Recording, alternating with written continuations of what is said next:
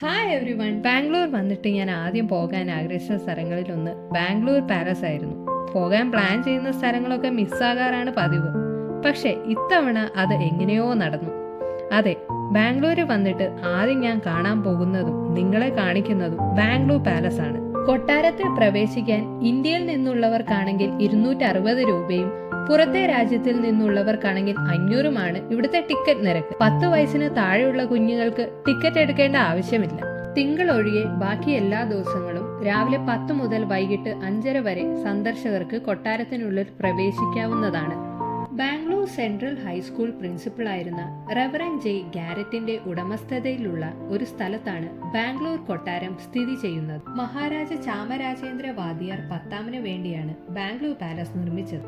ഇന്ന് കാണുന്ന ഈ കൊട്ടാരം 1878ലാണ് നിർമ്മിക്കുന്നത്. അടുത്തൊരു വീഡിയോയുമായി നമുക്ക് വീണ്ടും കാണാം. കാണുവോ?